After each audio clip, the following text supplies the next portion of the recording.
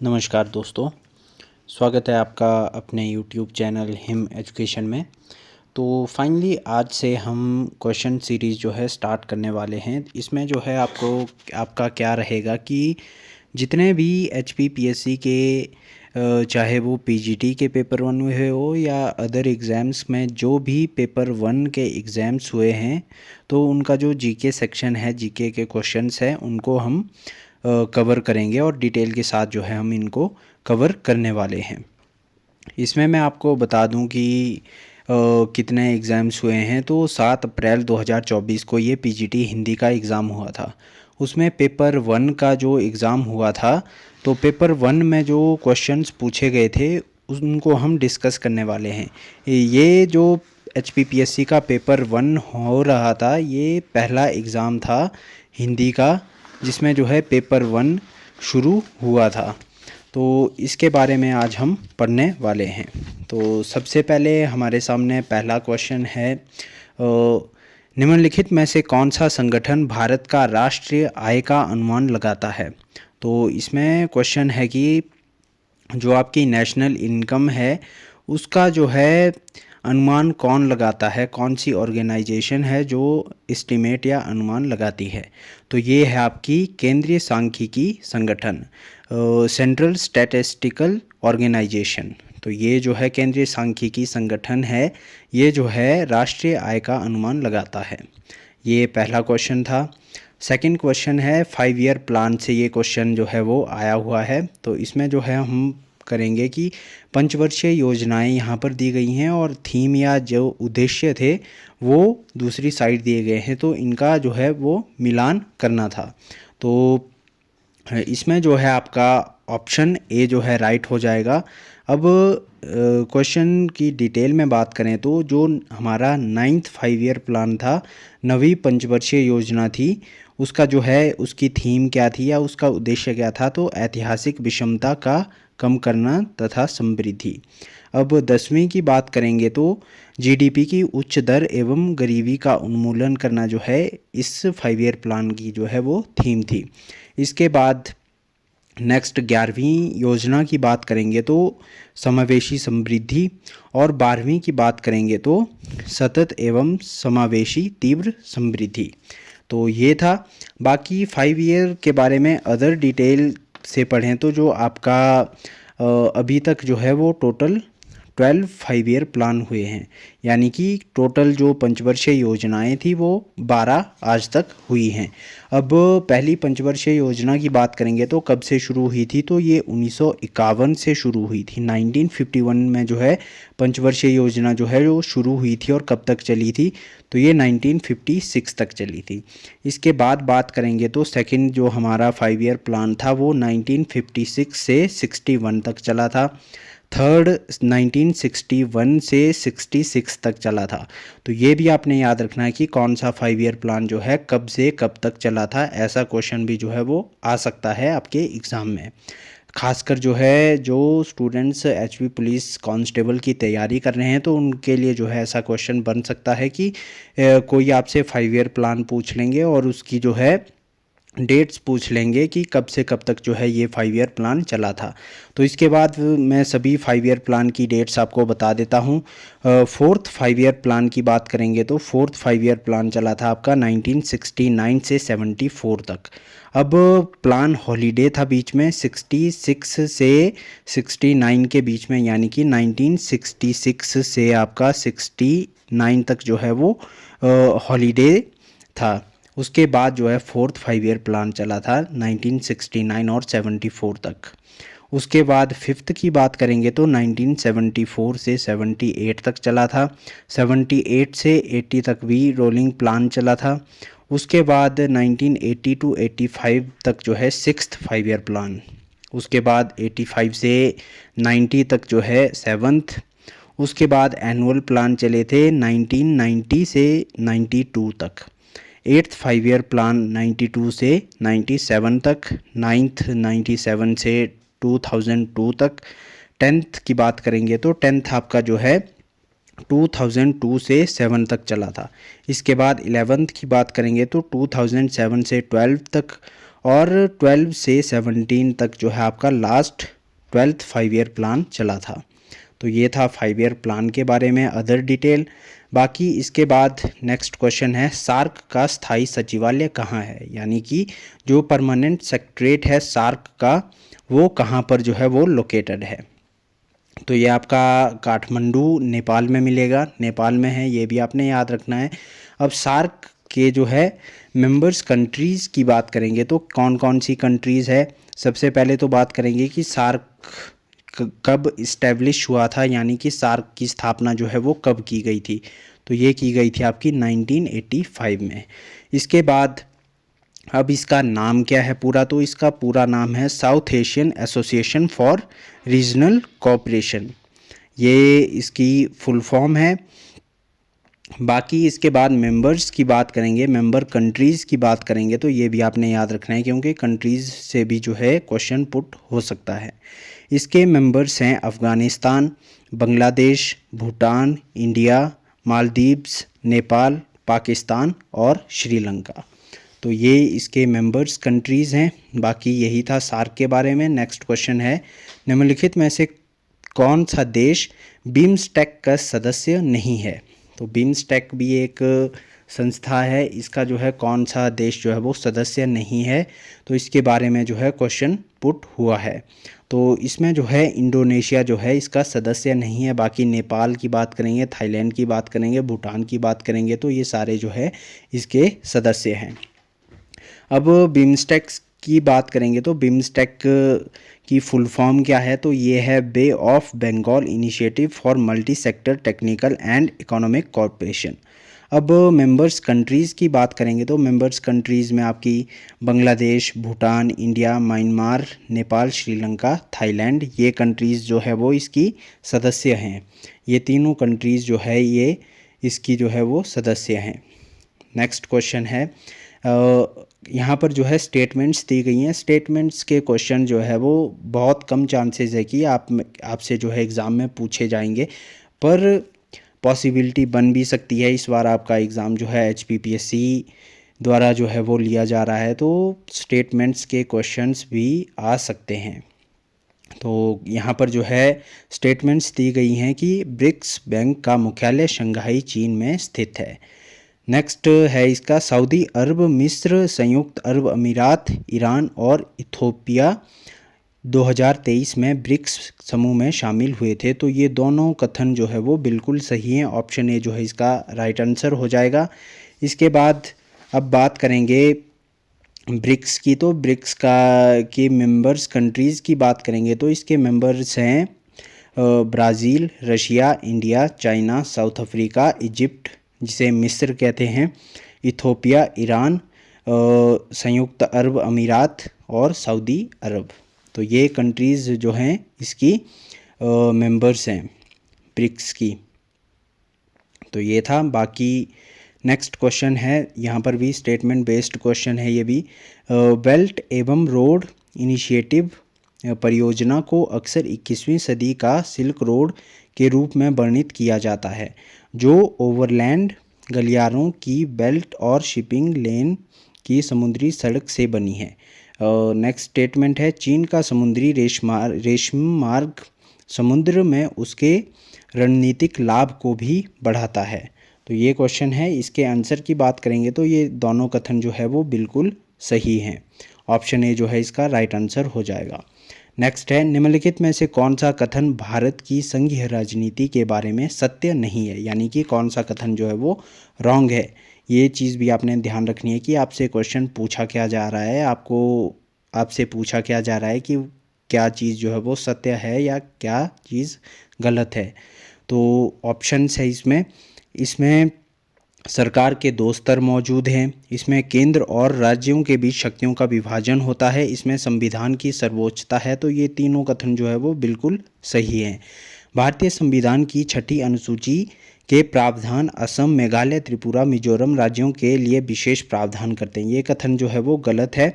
भारतीय संविधान की छठी अनुसूची जो है उसका प्रावधान जो है असम, मेघालय, त्रिपुरा, मिजोरम और लद्दाख के लिए किया गया है। और इसमें जो है क्या है, तो छठी अनुसूची में जो है जो जनजातीय लोग हैं उनके जो है अधिकारों की रक्षा का प्रावधान किया गया है।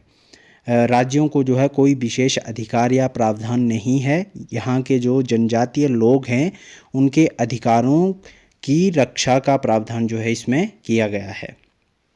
तो ये क्वेश्चन था। बाकी इसके बाद नेक्स्ट क्वेश्चन है 1927 में कांग्रेस के लाहौर अधिवेशन में पूर्ण स्वराज को कांग्रेस का उद्देश्य घोषित करते हुए एक प्रस्ताव पारित किया। नेक्स्ट है सविनय अवज्ञा आंदोलन की शुरुआत 1922 में दांडी मार्च से हुई थी। तो ये दोनों कथन जो आपके बिल्कुल गलत हैं। कैसे हैं? जो लाहौर आपका सेशन हुआ था कांग्रेस का जिसमें पूर्ण स्वराज की मांग की गई थी, ये हुआ था आपका 1929 में, 1929 में जो है ये आपका जो कांग्रेस का सेशन है, अधिवेशन है, ये हुआ था। और इसमें पूर्ण स्वराज की मांग जो है वो JL नेहरू जी के द्वारा की गई थी। नेक्स्ट है सविनय अवज्ञा आंदोलन की शुरुआत 1922 में बिल्कुल नहीं हुई थी। अब सविनय अवज्ञा आंदोलन की शुरुआत की बात करेंगे तो ये 1930 में हुई थी और दांडी मार्च से शुरू हुई थी। दांडी मार्च जो है आपको वो कब हुआ था, तो ये हुआ था आपका 12 मार्च 1930 को। अब दांडी मार्च की शुरुआत से ही जो आपका सविनय अवज्ञा आंदोलन है वो चला था। और दांडी मार्च में बात करेंगे तो टोटल 78 जो पीपल्स थे वो चले थे। और इसमें जो है 78 फॉलोवर जो है वो कहाँ से चले थे, तो ये चले थे आपके साबरमती आश्रम से लेकर के दांडी तक।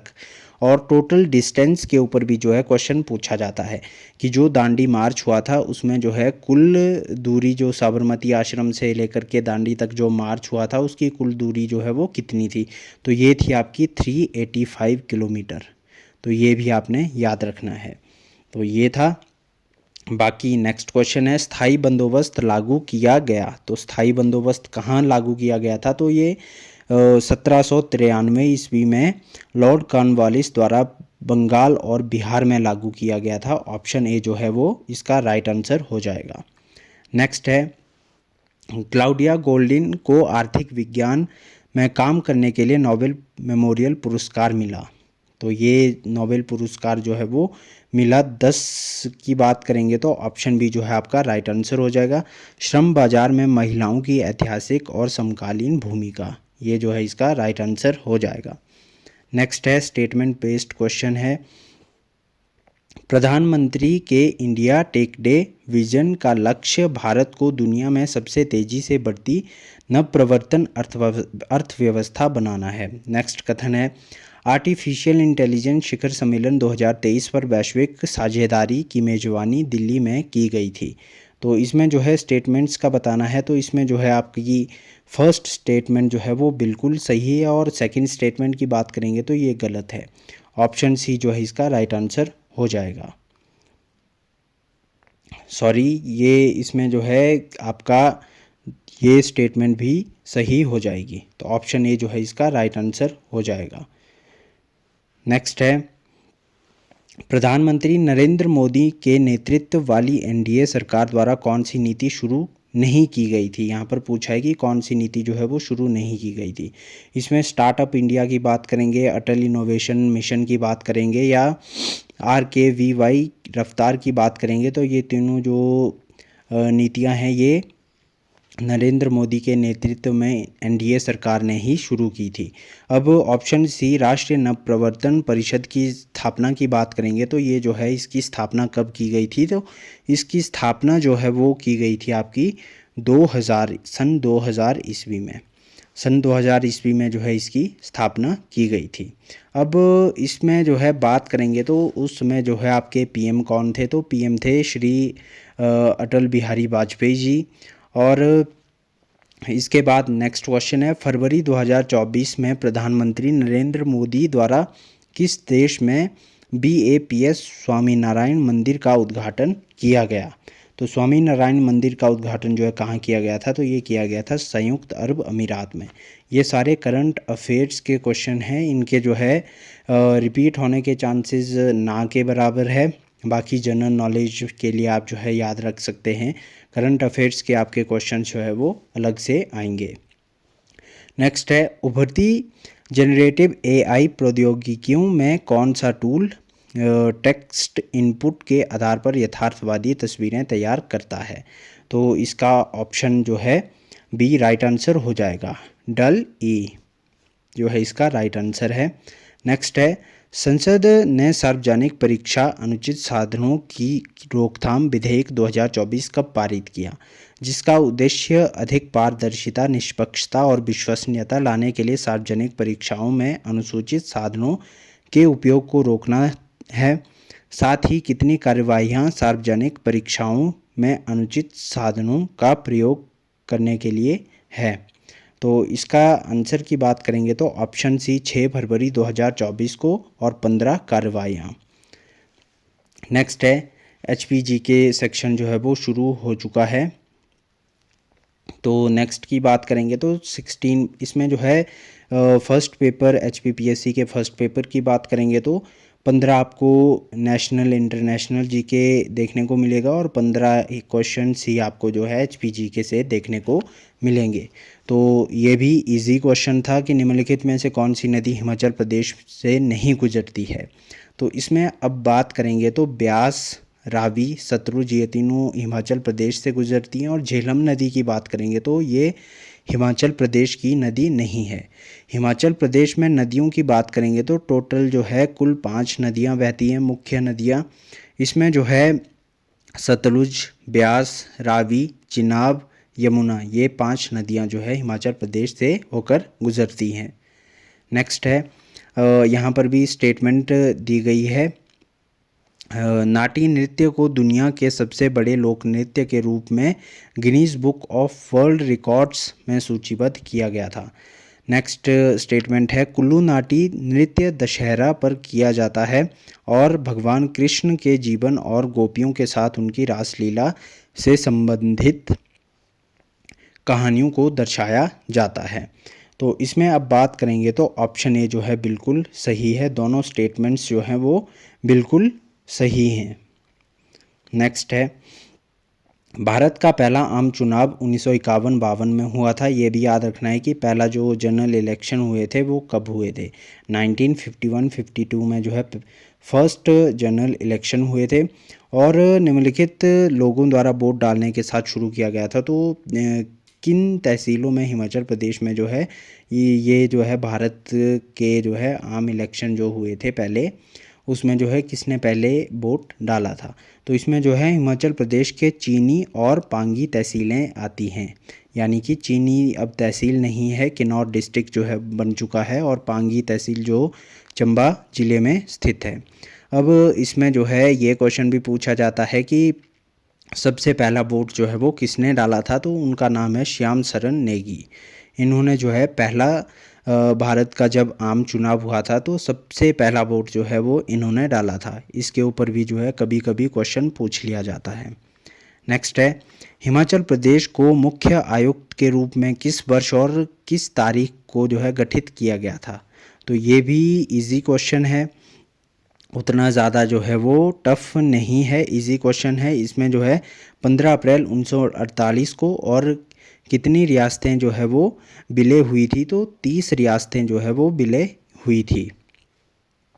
नेक्स्ट है, हिमाचल प्रदेश विधानसभा ने पंचायती राज अधिनियम 1994 पारित किया, जिसे 23 अप्रैल 1994 को जो है वो लागू किया गया था। हिमाचल प्रदेश में पंचायती राज विस्तार अधिनियम की धारा 97D के अनुसार अनुसूचित जातियों के लिए आरक्षण केवल ग्राम और ब्लॉक स्तर पर प्रदान किया गया था। तो इसमें जो है बात करेंगे तो जो आपकी फर्स्ट स्टेटमेंट है वो बिल्कुल सही है, और सेकंड स्टेटमेंट जो है वो गलत है। तो ऑप्शन सी जो है इसका राइट आंसर हो जाएगा। नेक्स्ट है, कौन सा कथन गलत है। सम्राट जहांगीर के कांगड़ा अभियान का उल्लेख उनकी आत्मकथा तुजुक ए जहांगीरी महत्वपूर्ण जो है वो स्रोत है। तो ये कथन जो है वो आपका, ये स्टेटमेंट जो है वो आपकी बिल्कुल सही है। बाकी इसके बाद बात करेंगे तो नगरकोट किले की घेराबंदी तथा विलय और उल्लेख सुल्तान फिरोज शाह तुगलक के समय के समकालीन तथा फारसी स्रोतों से मिलता है। ठीक है, ये भी। कांगड़ा किले की विस्तृत जानकारी हमें शाह फतेह कांगड़ा से नहीं मिलती। ये स्टेटमेंट जो है आपकी गलत है। ये स्टेटमेंट, इसमें जो है शाह फतेह में भी जो है कांगड़ा की जो है कांगड़ा किले की जो है जानकारी हमें मिलती है। नेक्स्ट है, पहाड़ों के शासकों को लगभग 200 वर्ष तक मुगल शासक अकबर की अधीनता, दमन तथा कर्द बनकर रहना पड़ता था। ये भी बिल्कुल सही है। नेक्स्ट क्वेश्चन है, यहाँ पर जो है हिमाचल प्रदेश हाई कोर्ट के मुख्य न्यायाधीश दिए गए हैं और उनका टेन्योर दिया गया है कि कौन सी अवधि तक जो है वो उन्होंने जो है वो अपनी सेवाएं दी थी। तो इसमें जो है बात करेंगे तो इसमें जो है आपका ऑप्शन ए बिल्कुल सही है। इसमें बात करेंगे न्यायाधीश BK मल्होत्रा की, तो इनका टेन्योर जो है वो 15/1/1991 से 4/8/1991 तक रहा था। इसके बाद श्रीमती लीला सेठ की बात करेंगे तो इनका टेन्योर जो है वो 6/8/1991 से लेकर के 19/10/1992 तक रहा था। इसके बाद न्यायाधीश भवानी सिंह जी की बात करेंगे तो इनका टेन्योर जो है वो 92 से 93 तक रहा था। और न्यायाधीश SK सेठ की बात करेंगे तो इनका टेन्योर जो है वो 93 से 8/6/1993 तक ही रहा था। तो यही था। बाकी इसके बाद नेक्स्ट क्वेश्चन है, हिमाचल प्रदेश में पाई जाने वाली स्थानीय पेड़ पौधों की वनस्पतियां जो पश्चिमी हिमालय में भी पाई जाती है वह कितने प्रतिशत है, मतलब कि कितने % जो है वो हिमाचल प्रदेश में पाई जाती है। तो क्वेश्चन नंबर 23 की बात करेंगे तो ऑप्शन डी 95%। नेक्स्ट है, भारत के भूकंपीय मानचित्र क्षेत्र में भूकंपीय क्षेत्र IS 1893-84 में चतुर्थ संशोधन के बाद हिमाचल प्रदेश को कौन से क्षेत्र में रखा गया है, यानी कि भूकंप के मामले में जो है कौन से जोन में जो है हमारे हिमाचल को रखा गया है। तो 24 की बात करेंगे तो क्षेत्र 5 और 4 में रखा गया है।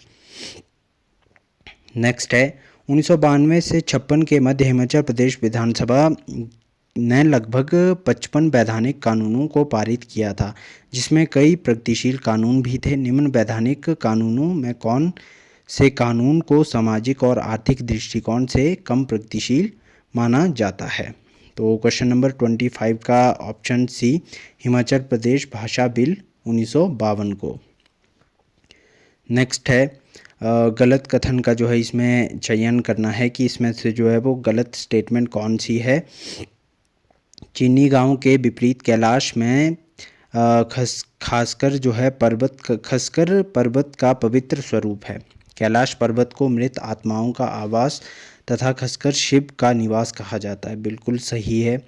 श्रीखंड 18,626 फीट 15-20 क्षेत्र की में स्थित चोटी पर शिव को सोने की आकृति है, जिसके समक्ष भक्त चरस का कप जलाते हैं। ये स्टेटमेंट बिल्कुल गलत है।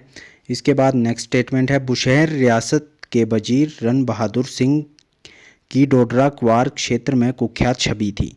उसमें स्वतंत्र मुखिया के रूप में जो है स्थापित करने का प्रयास किया गया था। ये भी सही है। यात्रा को एक धार्मिक पर्व का नाम दिया जाता है, जिसमें देवी देवताओं की मोहरों मूर्तियों को सुसज्जित करके रथों में धूमधाम से निकाला जाता है। पुरुष और महिलाएं इसके इर्द गिर्द एक घेरा तथा गाना गाती हैं। ये भी बिल्कुल सही है। इसके बाद नेक्स्ट क्वेश्चन है, किस मुगल शासक के समय कांगड़ा में हमें पहली बार नई सांस्कृतिक पहचान का एक ऐसा मिश्रण मिलता है जिसमें पारंपरिक भारतीय संस्कृति तथा फारसी कोर्ट लाइफ यानी कि अदालती जीवन का अद्भुत मिश्रण प्रतीत होता है। तो ये किसका है, तो 27 की बात करेंगे तो अकबर इसका जो है राइट आंसर हो जाएगा। नेक्स्ट है, यहाँ पर जो है राइट आंसर आपने देखना है सही कथन जो है वो कौन सा है। हिमाचल प्रदेश में कुल कृषि योग्य भूमि का 60% क्षेत्र वर्षा से सिंचित है। नेक्स्ट है, सिरमौर जिले में सबसे अधिक वर्षा होती है चंबा, कांगड़ा और मंडी क्रमशः इसके बाद आते हैं। तो इसमें जो है बात करेंगे तो क्वेश्चन नंबर 28 की जो स्टेटमेंट दोनों हैं वो बिल्कुल गलत हैं। कांगड़ा में जो है सबसे ज़्यादा बारिश आपको देखने को मिलेगी। नेक्स्ट है, हिमाचल प्रदेश में फल उत्पादन 2020-21 में योगदान के अनुसार निम्न जिलों को बढ़ते क्रमानुसार लगाइए। तो ये भी दिया गया है कि फल उत्पादन, ये जो है आपका इकोनॉमिक सर्वे से क्वेश्चन उठाया गया है। इकोनॉमिक सर्वे से उठाया गया है कि जो आपका फल उत्पादन हुआ था उसमें जो है जिलों को जो है बढ़ते क्रमानुसार लगाना है था। तो इसमें जो है बात करेंगे क्वेश्चन नंबर 29 की, तो ऑप्शन सी जो है राइट आंसर हो जाएगा। सबसे पहले जो है वो किन्नौर डिस्ट्रिक्ट आएगा, उसके बाद मंडी डिस्ट्रिक्ट, उसके बाद Kullu district and then last में शिमला डिस्ट्रिक्ट आएगा। तो यही था। बाकी नेक्स्ट लास्ट क्वेश्चन है, आवधिक श्रम बल सर्वेक्षण 2021-22 के अनुसार हिमाचल प्रदेश में बेरोजगारी दर कितनी है। तो जो आपकी अनएम्प्लॉयमेंट रेट है उसके बारे में पूछा गया था, और ये कब का पूछा गया था, तो 2021-22 का पूछा गया था। तो इसमें बात करेंगे तो क्वेश्चन नंबर 30 का जो है ऑप्शन बी राइट आंसर हो जाएगा। 4% जो है उस time unemployment rate Himachal Pradesh में थी। तो ये थे क्वेश्चंस। बाकी इसके बाद जो है इंग्लिश सेक्शन है और हिंदी सेक्शन है, तो उसके लिए जो है अलग से वीडियो लेकर आऊँगा और अलग से प्लेलिस्ट बनाई जाएगी हिंदी और इंग्लिश के लिए। और जीके के लिए ये अलग से प्लेलिस्ट बनाई जाएगी, इसमें जो है जीके के ही क्वेश्चंस जो है मैं करवाऊँगा। और जितने भी आज तक जो है HPPSC के एग्ज़ाम्स हुए हैं, प्रीवियस PYQ करना जो है वो सॉल्व करना बहुत ज़रूरी है, क्योंकि इसमें से ही कई बार क्वेश्चंस जो है वो पुट हो जाते हैं। और पुलिस की बात करेंगे तो जीके के क्वेश्चंस जो है वो आपको PYQ से ही मिलेंगे, कोई बाहर से आपसे क्वेश्चन जो है नहीं पूछा जाएगा। प्रीवियस जो क्वेश्चंस आते थे वही क्वेश्चंस जो है वो आप पढ़कर जाएंगे तो आपका जीके सेक्शन जो है वो अच्छा हो जाएगा, चाहे वो HP जीके हो या फिर आपका नेशनल इंटरनेशनल जीके हो, ये PYQ से ही आपका कवर हो जाएगा। तो अगर चैनल पर नए हैं तो चैनल को सब्सक्राइब कर लीजिए, और साथ ही साथ टेलीग्राम चैनल भी ज्वाइन कर लीजिए। और उसके साथ HP पुलिस कांस्टेबल का एक व्हाट्सएप ग्रुप बनाया है, तो आप व्हाट्सएप ग्रुप से भी जुड़ सकते हैं। उसमें जो है आपको ये क्वेश्चन पेपर की पूरी PDF भी मिल जाएगी और साथ ही साथ नोट्स भी मिल जाएंगे। तो फ़िलहाल के लिए इतना ही, मिलते हैं नेक्स्ट क्लास में। कल दूसरी वीडियो आएगी और उसमें जो है हम दूसरे PYQ लेकर आएंगे। तो ये थी हमारी फर्स्ट वीडियो। बाकी वीडियो अच्छी लगी हो तो लाइक करें, शेयर करें, कमेंट करें, और अगर चैनल पर नहीं हो तो